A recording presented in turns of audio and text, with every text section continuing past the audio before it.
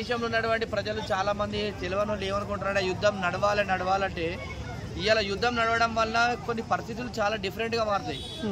మనం మొన్న వేసుకుంటే మన వీర జవాన్ అనే మురళీ నాయక్ ప్రాణం పోయింది. అలాంటి జవాన్ల ప్రాణాలు యుద్ధం చేసేటప్పుడు దాడి చేసేటప్పుడు ఇరు వ్యక్తుల మధ్య ఫైరింగ్ జరిగినప్పుడు విలువైనటువంటి ప్రాణాలు పోయే అవకాశం ఉంటుంది యుద్ధం జరగడం. ఇప్పుడు సినిమాలు అంటేనేమో యుద్ధం జరగకున్నా కూడా వాళ్ళ అమాయకులైన ప్రాణాలు తీశారు కదా, అంతకు ముందేం జరగలేదు. కానీ అప్పుడు పుల్వామా, మొన్న పహల్గం యుద్ధం అనేది ఒక కొలిక్కి రాకముందు ఇంతకు ముందు జరిగిన యుద్ధాలు కూడా ఇలానే మధ్యలో అయిపోవడం వల్లనే పాకిస్తాన్ ఇలాంటి చర్యలకు పాల్పడుతుంది. సో ఇప్పుడు కూడా మళ్ళీ మధ్యలో వదిలేసినట్టే అన్నట్లే ఉంది కదా. 50 సంవత్సరాల దాకా పాకిస్తాన్ అనేది కోలుకోదు. ఇవాళ చూసుకుంటే లాహోర్ కానీ ఆక్యుపైడ్ కాశ్మీర్ ఉన్నటువంటి ఉగ్రవాద స్థావరాలు కానీ మిలిటరీ స్థావరాలు కానీ జెట్ విమానాలు కానీ మొత్తం కూడా పాకిస్తాన్ మొత్తం నష్టపోయింది. మొత్తం దాన్ని శ్మశానం చేసిరు.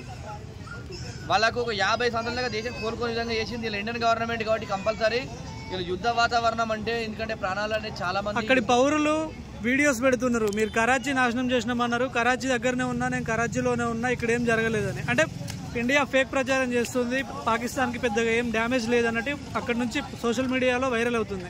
ఆ దేశం డ్యామేజ్ కాలేదు అనుకుంటే డ్యామేజ్ అని చెప్తారా? వాడు ఆ దేశంలో ఉన్నటువంటి అట్లాంటప్పుడు ఆడవాళ్ళు కానీ ఆ దేశంలో ఉన్న వాళ్ళు కానీ అరే మన దేశంలోకి వచ్చి వాళ్ళు ఇండియన్ ఆర్మీ వచ్చి పాకిస్తాన్లోకి వచ్చి విమానాలతో మన అన్నింటిలో బాంబులు వేసి పోతున్నారు, మీరు ఏం బీక్తున్నారు అని చెప్పేసి అక్కడ ఉన్నటువంటి ప్రజలు సోషల్ మీడియాలో పెట్టడం అది అవాస్తవమా?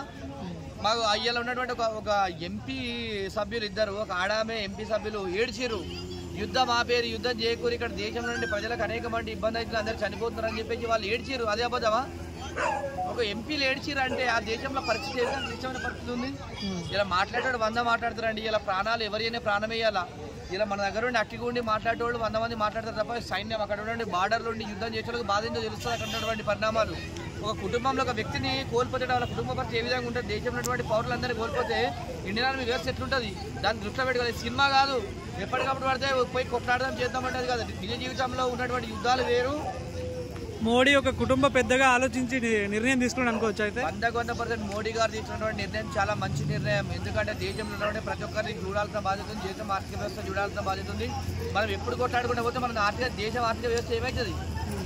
అదేవిధంగా ఆర్మీ వాళ్ళకు కూడా ఎలాంటి ఇబ్బంది కలగద్దని చెప్పేసి ఇలా ఆపడం జరిగింది. కాబట్టి కంపల్సరీ అది కరెక్ట్.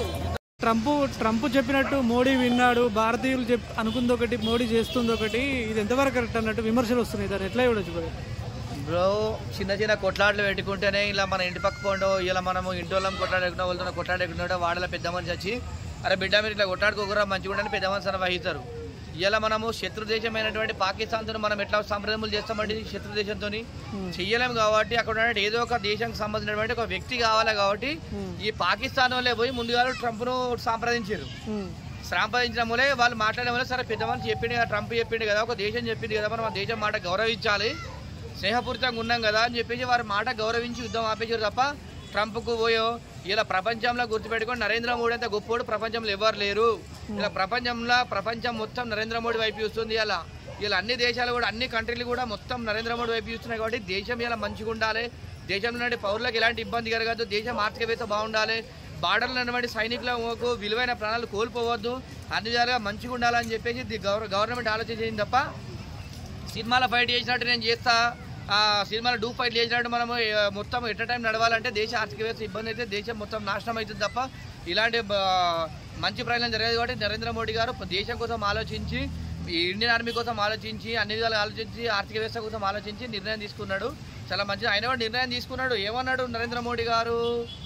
మీరు బుల్లెటే వేలుస్తే మేము బాంబు వేస్తాం మీ దేశం మీద అన్నాడు తప్ప యుద్ధం ఇంకా తీసుకుంటలేమని చెప్పలేదు.